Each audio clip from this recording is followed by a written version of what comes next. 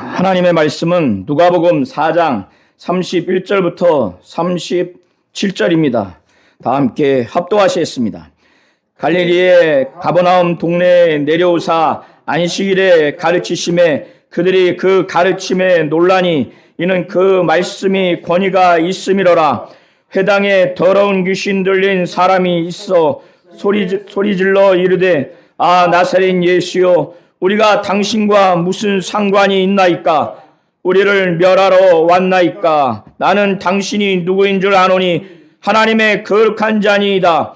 예수께서 꾸짖어 이르시되 잠잠하고 그 사람에게서 나오라 하시니 귀신이 그 사람을 무리 중에 넘어뜨리고 나오되 그 사람은 상하지 아니한지라.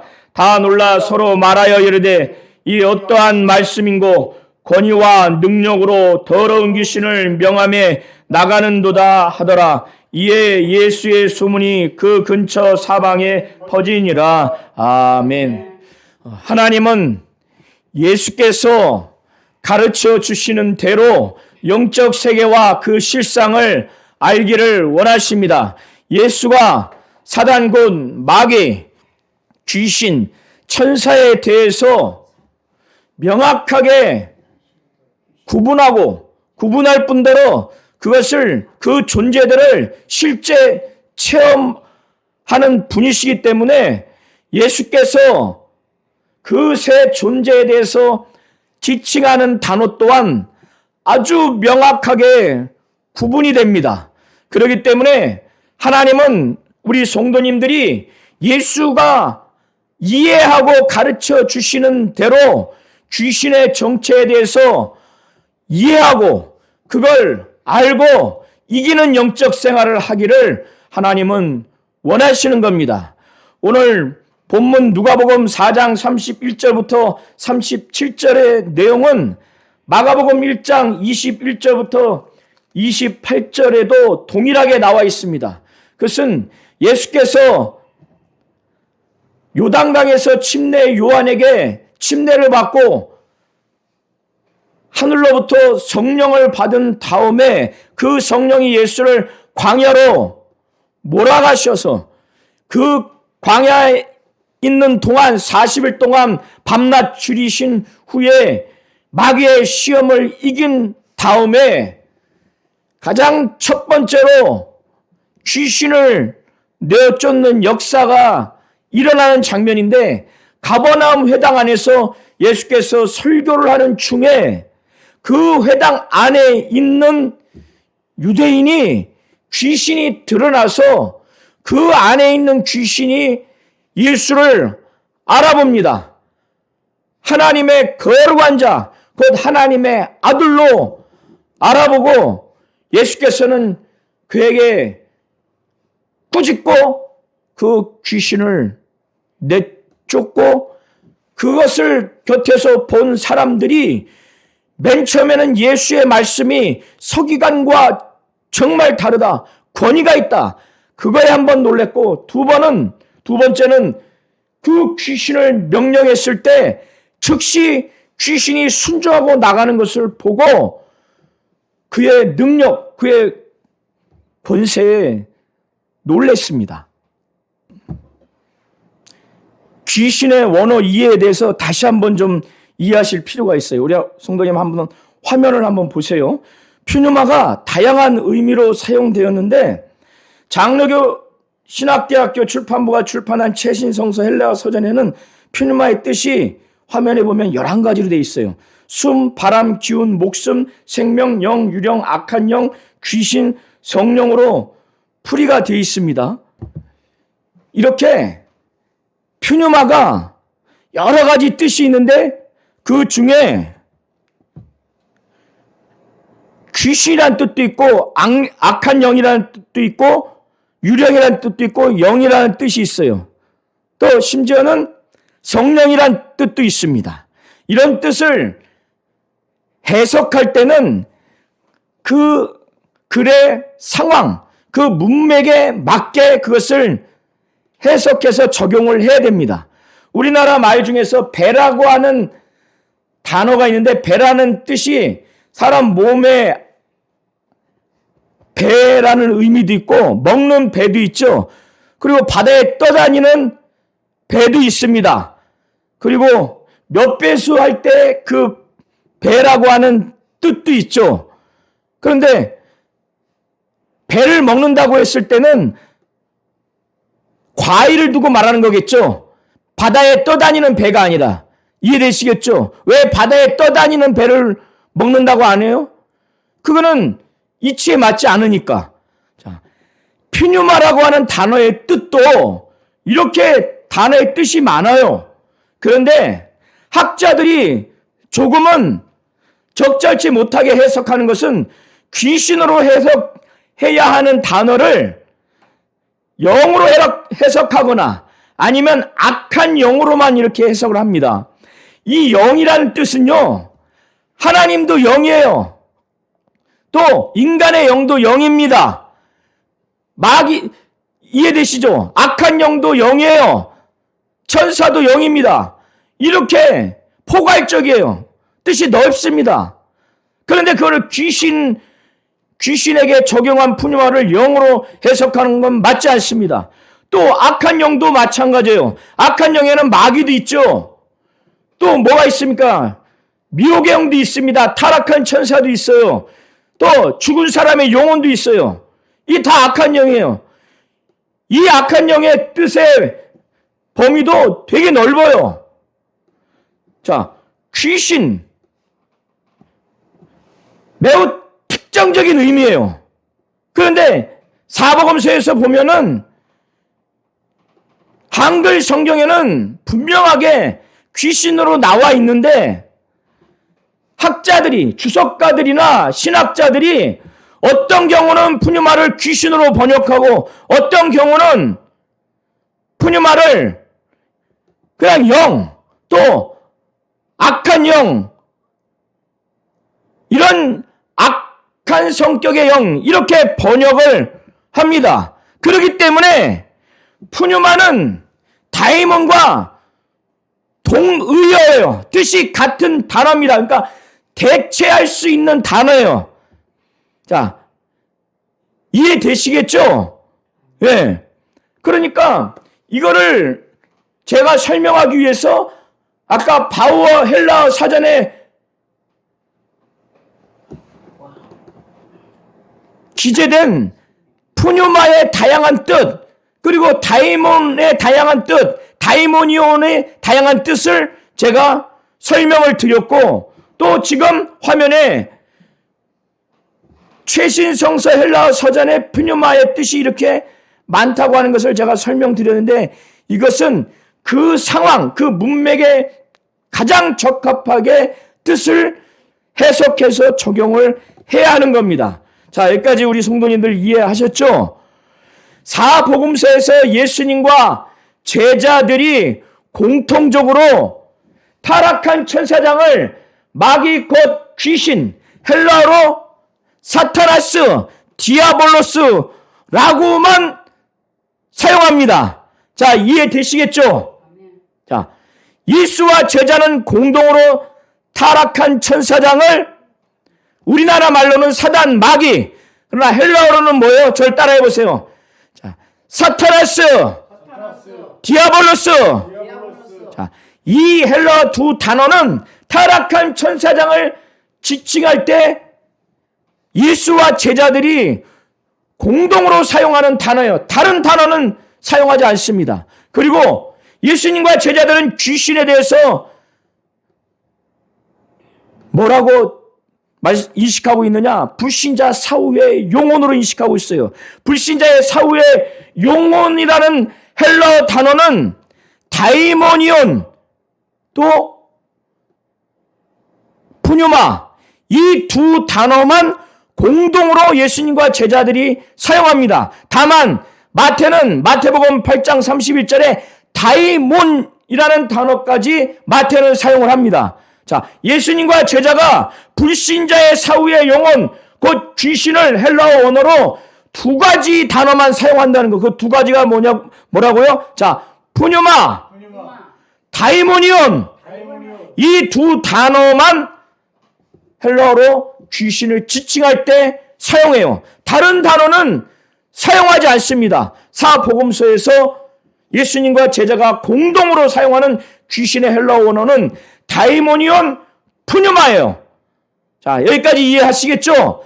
다만 마태는 마태복음 8장 31절에 다이몬이라고 하는 단어를 썼어요. 그 다이몬도 아까 바오어 헬라어 사전에 보면 여러 뜻 중에 귀신이라는 단어가 있습니다. 자, 이해되시겠죠?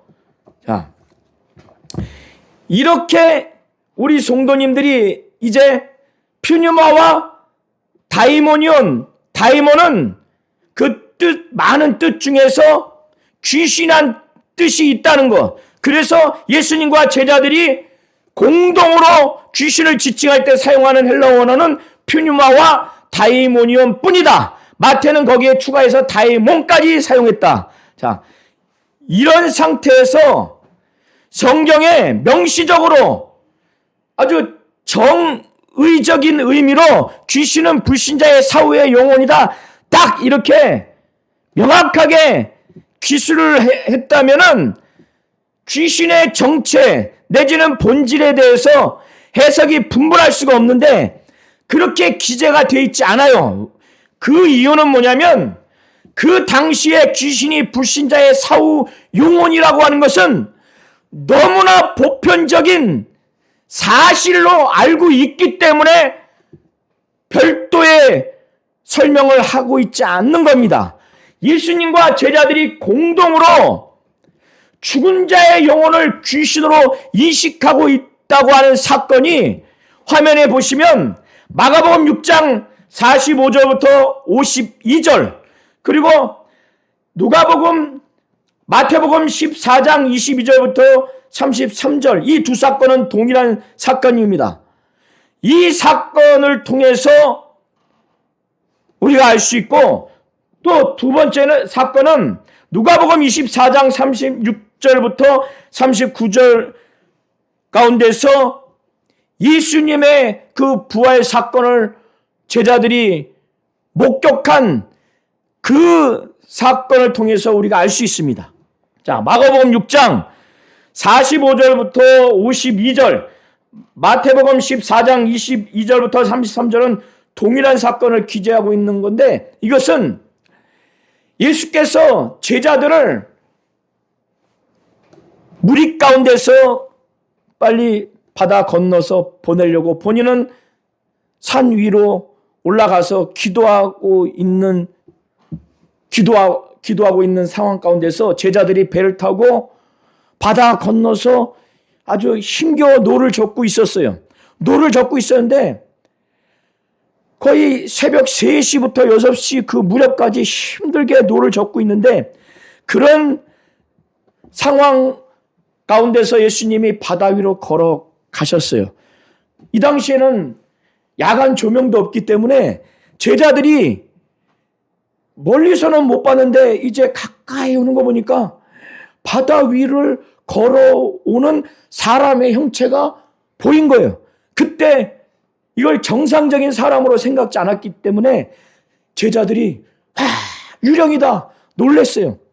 그러니까 죽은 자의 영혼으로 인식하고 왜냐하면 사람의 모습을 보이는데 사람이 도무지 걸을 수가 없죠.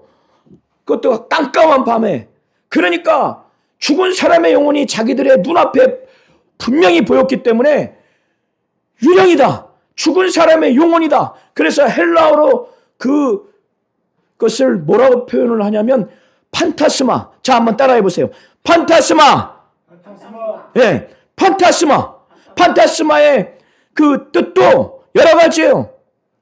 뭐 환영. 실제 존재하지 않는데 그냥 환영이 보였을 때 그 의미를 판타스마라고 하지만 죽은 자의 영혼을 두고도 판타스마라고 합니다. 이때는 제자들이 사람의 형체를 봤는데 물 위로 걸어오니까 살아있는 사람이 아니고 죽은 사람이 자기들의 눈앞에 보인 거라고 생각해서 판타스마로 이렇게 표현을 한 겁니다. 자, 이해되시죠? 자, 두 번째 사건은 누가복음 24장 36절부터 39절인데 이것은 예수께서 부활하신 다음에 여러 사람한테 자기의 부활한 육체를 보여줬음에도 불구하고 믿지 않는 그런 상황 가운데서 제자들 가운데 예수님이 나타나셨어요. 그때 제자들이 예수님이 자기들 눈앞에 보이잖아요. 그런데 예수님이 부활했다고 하는 사실을 믿지 못하는 거예요. 그러니까 자기들의 그 눈앞에 보인 예수의 모습은 부활한 육체를 가진 예수가 아니라 죽은 예수의 영혼이 자기들의 눈앞에 보였다고 생각을 한 거예요. 그래서 그때 두려워서 그 존재를 누가는 뭐라고 표현을 했냐면 푸뉴마로 이렇게 표현을 했어요. 자, 한번 따라해 보세요. 푸뉴마. 네. 그러니까 이때 이 푸뉴마의 뜻은 아까 말씀드린 것처럼 뭐예요? 귀신이에요. 죽은 사람의 영혼을 제자들이 봤다고 생각을 했기 때문에 그때 푸뉴마 이렇게 표현을 누가는 한 겁니다. 자, 이해되시겠죠? 제임스 에드워즈 교수가 그의 누가복음 주석서에 대부분의 사본은 누가복음 24장 36절에서 39절 중에서 이 유령을 푸뉴마로 번역을 했는데 베자 사본에는 이것을 판타스마로 번역을 했어요. 그것은 뭘 강조하려고 하냐면 이때 이 제자들이 유령이라고 인식한 이 단어, 이 푸뉴마, 이것이 죽은 자의 영혼을 강조하기 위해서 베자 사본에는 판타스마로 번역을 한 겁니다. 그래서 누가는 그가 이 누가복음 24장 36절에서 39절 중에서 이 푸뉴마를 아주 명확하게 불신자의 사후 영혼인 귀신으로서의 푸뉴마로 의미를 알고 이것을 사용하고 있는 거예요. 이것은 제자들과 예수님이 공동으로 인식하고 있는 보편적인 사실인 겁니다. 그래서 예수님은 이 제자들이 자기의 지금 모습을 보는데 부활한 육체를 가지고 있는 자신을 보는 것이 아니라 죽은 자신의 영혼을 본다고 생각을 해서 예수께서 제자들이 자기를 지금 죽은 자신의 영혼을 본다고 지금 생각해서 막 두려워하니까 그때 예수께서 뭐라고 말씀해요? 자, 푸뉴마는 곧 유령 귀신은 살과 뼈가 없다. 그러나 나는 이 살과 뼈가 있다는 의미에서 내 살과 뼈를 보고 나를 만져봐라. 그리고 음식까지 드시지 않습니까? 그것은 자신이 귀신이 아니라 부활한 신령한 육체로 부활한 예수라고 하는 것을 증명하기 위해서 그때 예수께서 제자들이 인식하고 있는 귀신, 푸뉴마, 유령을 뭐라고 그래요? 자, 영은, 귀신은, 푸뉴마는 살과 뼈가 없다. 곧 육체가 없는 영혼이 푸뉴마인데 나는 푸뉴마가 아니다. 귀신이 아니다. 살과 뼈가 있다. 살과 뼈를 보고 만져봐라. 드시잖아요. 그래서 제자들과 예수님이 공동으로 너무나 자명한 보편적 사실을 인식하고 있는데 그건 뭐예요? 푸뉴마, 곧 귀신은 본래 뼈와 살이 있는 몸이 있는 존재가 그 죽어서 몸과 살과 뼈가 없는 몸이 없는 영혼을 푸뉴마, 곧 귀신이라고 하는 그 인식을 제자와 예수님이 공동으로 하고 있다는 것. 이걸 알 수 있어요. 자, 여기까지 이해되세요? 자, 그래서 우리 성도님들이 이제 누가복음 34장 31절부터 37절 중에서 33절에 더러운 귀신을 누가는 이것을 헬라어로 뭐라고 표현했냐면 자, 저를 한번 따라해 보세요. 푸뉴마, 다이모니오, 아카다루투. 이제 누가복음 24장 전체 가운데 귀신에 대해서 가장 먼저 단어를 쓰기를, 한글로는 더러운 귀신인데 이게 헬라어 원어로 퓨뉴마, 다이모니오, 아카다루투인데, 대부분의 학자들이 이 다이모니오, 아카다루투, 이거는 소유격이에요. 다이모니오도 소유격이고 아카다루투도 소유격입니다. 이 두 소유격을 앞에 이 퓨뉴마와 어떤 관계로 해석을 하냐면 동격 소유격으로 해석을 합니다. 동격 소유격 무슨 말이냐 하면은 이 밑에 보세요. 퓨뉴마와 다이모니오, 아카다루투가 같은 뜻. 그러니까 이 퓨뉴마의 뜻을 이 뒤에 다이모니오, 아카다루투가 설명해 주는 것으로 대부분의 학자들은 그렇게 해석을 합니다. 이게 무슨 말이냐면 푸뉴마가 다이모니오, 아카다루투라고 하는 의미예요. 자, 그러면 제가 푸뉴마는 잠시 후에 설명을 할게요. 이미 알고 있지만, 왜냐하면 이 푸뉴마를 학자에 따라서 귀신이라고 번역도 하고, 아까 말씀드린 것처럼 그냥 영어로 번역해요. 그냥 영어로 번역하면 이건 뜻이 맞지 않아요. 자, 우리 성도님들이 여기서 아카다루투는 아까 무슨 뜻이라고 그랬어요? 불결한, 더러운이에요. 이 다이모니오는 원형이 다이모니온은 귀신이에요. 자, 근데 이 다이모니온도 어떤 학자는 이걸 마귀로 해석하는 경우가 있어요. 그러니까 이게 맞지 않는 해석을 합니다. 이게 그 상황에 맞지 않는 그 단어의 문맥에, 앞뒤 문맥에 맞게 해석을 하지 않아요. 자, 그래서 이 다이모니오는 귀신의라고 하는 뜻이에요. 더러운 귀신의. 그러니까 더러운 귀신의. 자, 요 단어와 이 단어는 의미가 같다는 뜻에서 요 다이모니오와 아카다루투가 두 소유격이 같이 지금 단어가 있잖아요. 이 두 소유격이 푸뉴마와 동격 소유격이라는 거예요. 자, 이해되시죠? 자, 화면에서 푸뉴마가 다이모니오, 아카다루투와 동격이라는 거예요. 동격. 그러니까 의미가 같은 거예요. 그런데 이 푸뉴마를 이 뒤에 다이모니오와 아카다루투가 설명을 해주는 거예요. 이 다이모니오와 아카다루투는 더러운 귀신이라는 뜻이에요. 자, 누가복음은 누가 작성했어요? 누가가. 그죠? 사도행전은 누가 작성했어요?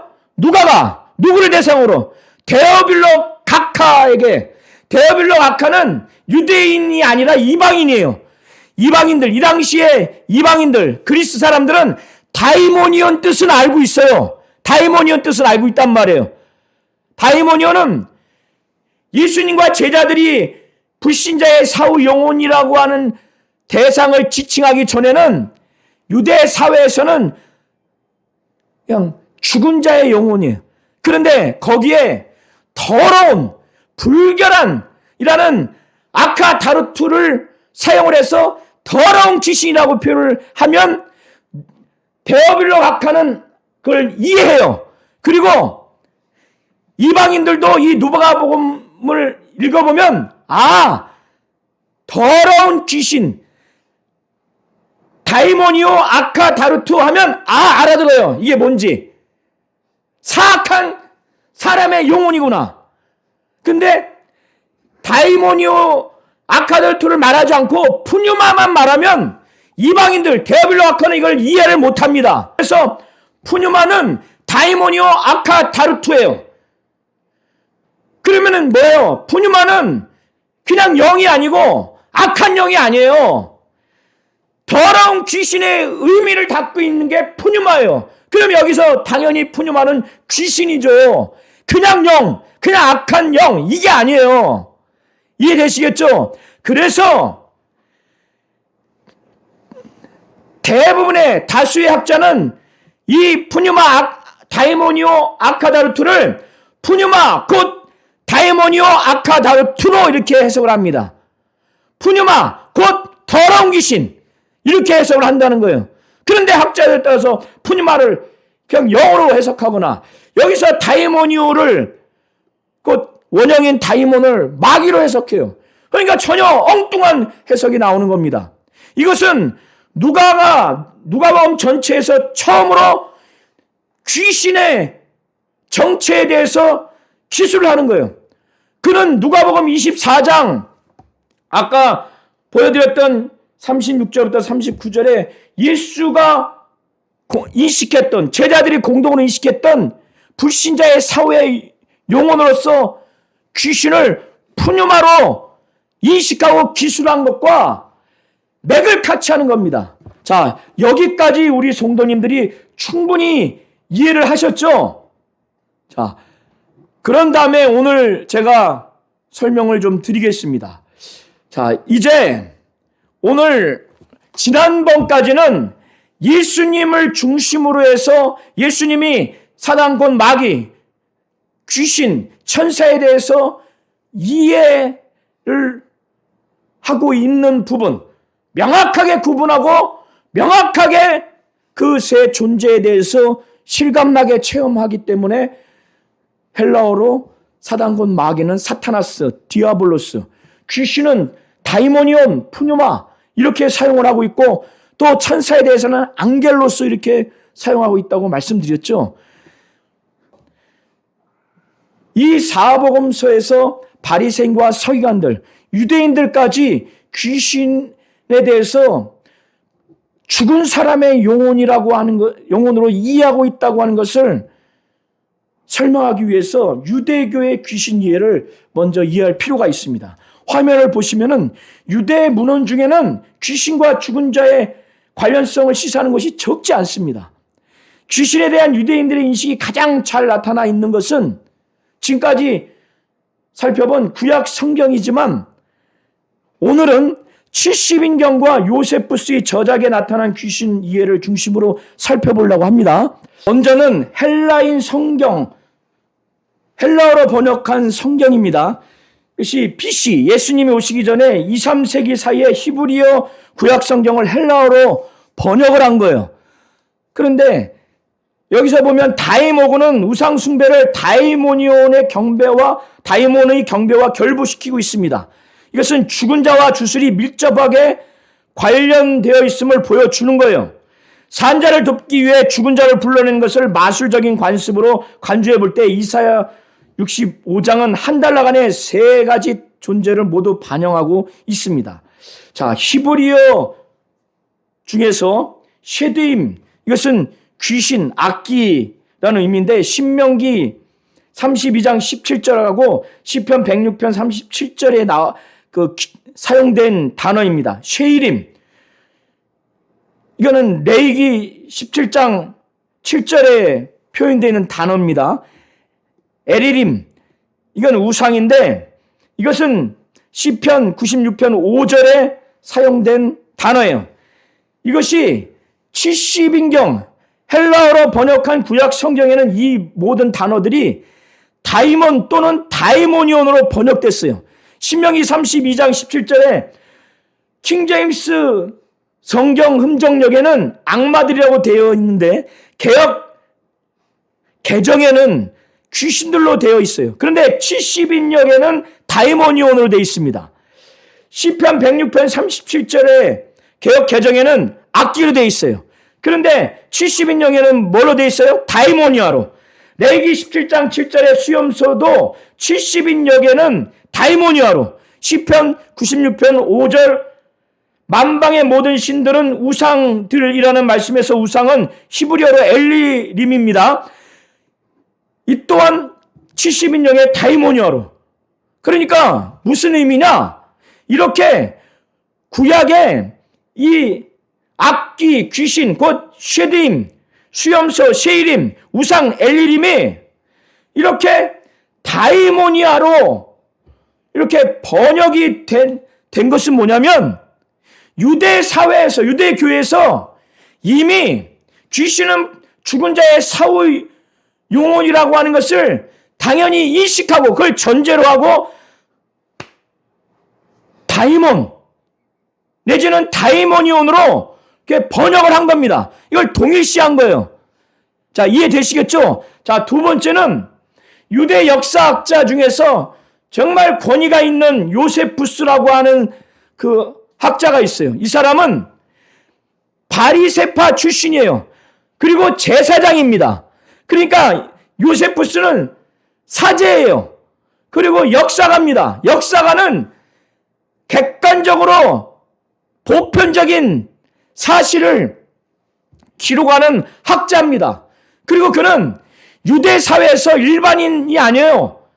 사제예요. 제사장입니다. 그리고 바리새파 출신이에요. 그러니까 유대교의 귀신 이해를 어떻게 하면 정통적으로 갖고 있는 사제입니다. 그리고 그는 유대 사회 전반적으로 보편적으로 객관적으로 만연된 사실을 알고 기록할 수 있는 또 기록해야 되는 위치에 있는 역사가예요. 자, 이 요세푸스가 귀신을 어떻게 이해했는가? 많은 학자들이 연구를 했는데 먼저 우리 성도님들이 보셔야 할 것은 데이비드 갈런드, 크레이그 키너, 데럴복, 매큐 디센 교수의 연구가 있는데 먼저는 매큐 디센 교수의 연구를 먼저 보겠습니다. 자, 화면을 한번 보세요. 요세푸스의 역사서에는 악령들에 관한 언급이 다수 있습니다. 요세푸스는 신명기 역사를 새롭게 쓰면서 사울 왕을 향한 악령의 공격에 대해서 언급했는데 악령이 사울을 지시키려고 했다고 덧붙였어요. 또 요세푸스는 다른 본문에서 악령이라는 용어를 악한 푸뉴마와 섞어서 사용했습니다. 요세푸스가 저술한 유대 전쟁사에 보면 이런 내용이 나와요. 헤롯 왕의 두 아들 중에서 한 아들이 알렉산드로스가 있는데 그가 말하기를 헤롯이 죽인 히르카누스와 마리암네가 있는데 그의 악령들을 대신해서 자기가 자기 아버지를 복수할 것이라고 자랑을 했어요. 그러니까 아들이 그렇게 한 말이 아버지인 헤롯 왕에게 들린 거예요. 그러니까 아들이 두 아들을 곧 알렉산드로스와 아리스토블로스를 죽였어요. 죽은 다음에 그들의 그 아들의 영들은 그 왕궁을 독차지했다고 요세푸스가 기록을 한 거예요. 자, 요세푸스가 이런 기록을 한 걸 보면은 악령들이 어떤 존재예요? 죽은 자의 영혼이라고 하는 것을 이미 요세푸스는 그렇게 인식을 하고 있는 거예요. 이것은 자기 개인적인 인식이 아니에요. 유대 사회의 객관적인 보편적인 사실이고 유대 교회 특히 지도층도 당연히 갖고 있는 거예요. 자, 그래서 요세푸스에게 있어서 악령은 아기를 가지고 산 자들 가운데서 떠도는 죽은 자들의 영으로 그리고 요세푸스는 유대 전쟁사에서 이에 대한 믿음을 간략하게 진술합니다. 악령은 지원이 오지 않는 이상 산자에게 들어가 그를 죽이는 사악한 자들의 영이다. 이렇게 요세푸스는 인식하고 있습니다. 자, 교수가 또 연구한 내용을 보면은 그는 또 다른 글에서 하나님은 솔로몬에게 악령에게 고통받는 사람들을 도울 수 있는 능력을 주었고 이러한 능력은 요세푸스 시대까지 이어져 엘르아살이라는 사람에게까지 이어졌다고 주장을 합니다. 자, 요세푸스는 희년서, 에녹서와 마찬가지로 악령들이 창세기 6장의 거인들이 아니라고 그는 주장해요. 그럼 반대합니다. 뭐라고 그를 주장하냐? 인간의 영이라고 그는 믿어요. 악령들을 죽은 자의 영과 연관시킵니다. 필론이라고 하는 그 유대 철학자 또 역사가 필론도. 필론을 제외한 나머지 제2 성전기 유대인 작가와 마찬가지로 요세푸스도 이러한 존재들이 보편적으로 폭력에 집착하고 인간을 죽이려는 경향이 있다고 믿습니다. 누가? 귀신이. 이게 매큐 디센이 다른 학자들에 비해서 좀 요세푸스의 귀신 이해에 대해서 기록한 겁니다. 자, 여기까지 이해되시죠? 자, 그 다음에 두 번째 교수는 크레이그 키너 교수인데 그가 두꺼운 책을 썼어요. 어떤 책을 썼는가? 오늘날에도 기적이 일어날 수 있는가라고 하는 책이 상학원으로 두껍게 썼는데 학원에 귀신들과 고대의 축사라는 제목의 글에서 유대교의 귀신론에 대해서 다음과 같이 기소를 했어요. 유대교의 귀신론. 그 귀신론 중에 대표할 수 있는 사람, 아까 말씀드린 것처럼 사제이자 역사학자인 요세푸스의 문헌을 검토를 해서 요세푸스의 문헌에서 몇 명 치명적인 귀신들은 사악한 사람들의 영이라고 이렇게 표현을 하고 있죠. 귀신을 뭐라고 그래요? 사악한 사람들의 영. 타락한 천사가 아니라. 키너 교수도 마찬가지입니다. 그것들은 산 사람 안에 들어가 그들을 죽인다. 요세푸스의 문헌에서 그것들은 대개 죽은 사람들의 혼들이다. 전통적인 이교 신앙은 저승의 영들이 무덤 도굴자들을 괴롭히거나 그들에게 들어간다고 생각했다. 그러니까 이방 종교의 신앙도 이렇게 생각을 한 겁니다. 자, 이해되시겠죠? 자, 데럴복 교수도 그의 누가복음 주석서에 이렇게 표현하고 있습니다. 요세푸스 유대 전쟁기 보면은 사악한 사람들의 영들이 살아있는 사람 안으로 들어간다. 살아있는 사람들이 도움을 받지 못하면 사악한 영들은 그들을 죽인다. 자, 데이비드 갈런드 교수도 요세푸스는 소위 귀신들이 산자들에게 들어와 도움을 받지 못하면 그 산자들을 죽이는 악인들의 영이라고 설명해요. 귀신을 뭐라고 설명해요? 악인들의 영이라고. 자, 여러 학자가 유대교의 귀신 이해를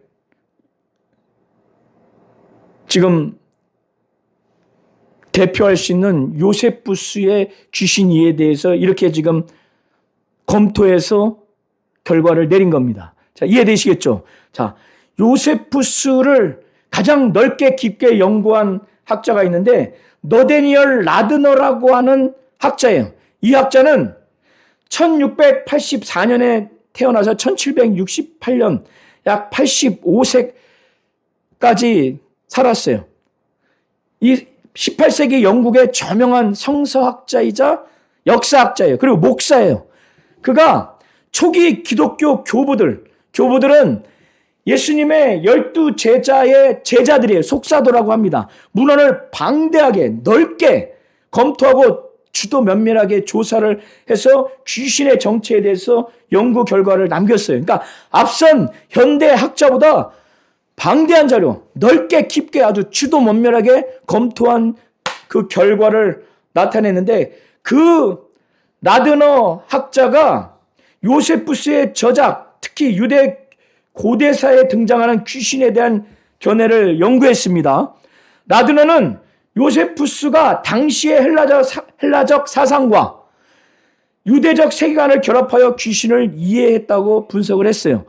자, 라드너가 작성한 대표적인 귀신과 관련된 그 저서가 있는데 화면에 보세요. 복음서 역사의 신빙성이라고 하는 저서 하나, 두 번째는 고대 유대인 및 이방인의 증언이라고 하는 저서 2개. 이 기록을 라드너는 철저히 분석해서 당시 유대 사회의 귀신 이해를 연구한 겁니다. 자, 이해되시겠죠? 요세푸스 개인의 이해를 넘어서 유대 사회의 귀신 이해, 유대교의 귀신 이해를 연구한 겁니다. 요세푸스가 언급한 귀신의 정체를 당대 유대 사회의 보편적 인식에 기반하여 해석을 했어요. 자, 그래서 라드너의 연구를 바탕으로 한 요세푸스의 귀신의 핵심 내용은 다음과 같습니다. 첫 번째, 귀신은 악한 자의 영혼이라고 하는 거. 아까 앞서 현대학자들을 통해서 우리가 봤죠. 라드너는 방대한 자료를 넓게 깊게 주도 면밀하게 검토한 결과를 내고 있는 거예요. 요세푸스가 유대사 8권에서 귀신을 죽은 사람의 영혼으로 보았고, 이 영혼들은 살아있는 사람들에게 들어가 질병과 악한 행동을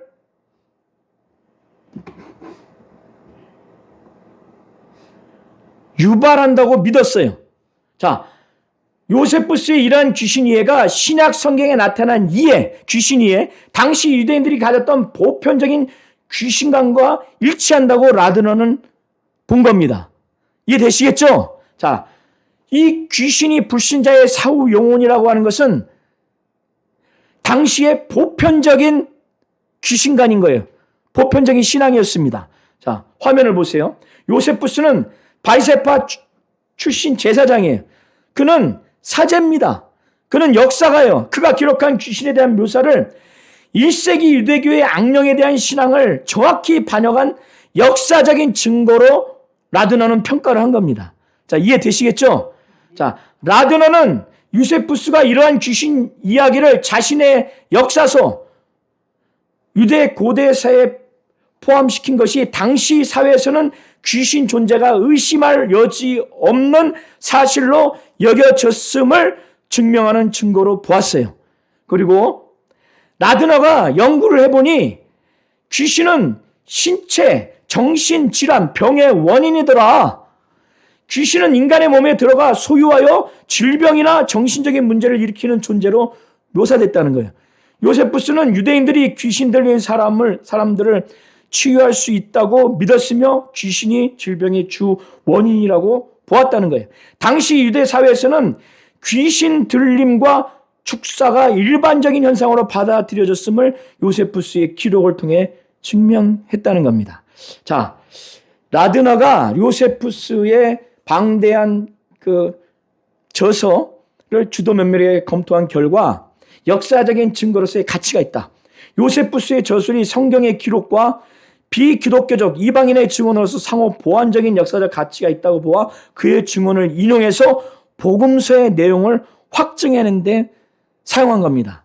자, 그래서 제가 오늘 하려고 했던 걸 다음 주에 하겠습니다. 다음 주에 사복음서를 통해서 예수님과 제자가 공동으로 귀신에 대해서 어떻게 이해하고 있는가? 당연히 불신자의 사후의 영혼을 귀신으로 인식하고 있다는 거. 바리새인과 서기관들도 그렇게 인식하고 있고 유대인들도 그렇게 인식하고 있다는 것. 또 더 나아가서 그 당시에 그리스 사람, 헬라 세계에도 곧 이방인도 그렇게 인식하고 있다고 하는 것. 죽은 자의 영혼을 귀신하고 인식하고 있다고 하는 것을 설명하기 위해서 먼저 오늘 그 배경 설명, 전제된 상황 설명을 먼저 드린 겁니다. 그래서 하나님은 우리 성도님들이 예수를 통해서 귀신을 이해하고 그걸 받아들여서 어떤 종교개혁자, 신학자, 어떤 목사의 그 귀신 이해보다 예수님의 그 귀신 이해를 먼저 받아들이고 그것을 믿고 예수를 의지하고 성령을 의지해서 이기는 영적 생활을 하기를 하나님은 원하시는 겁니다.